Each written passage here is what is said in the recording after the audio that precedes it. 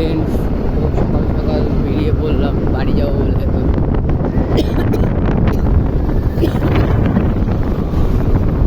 তো আমার খুব শরীরটা ভালো না, একটা পুরো চুমু হয়ে যায় ও দুটো শালিক।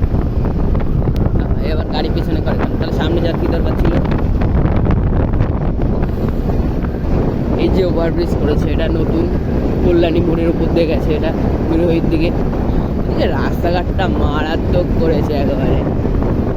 তো এখন আমি 40-এ গাড়ি চালাচ্ছি, এই যে 40-এ গাড়ি।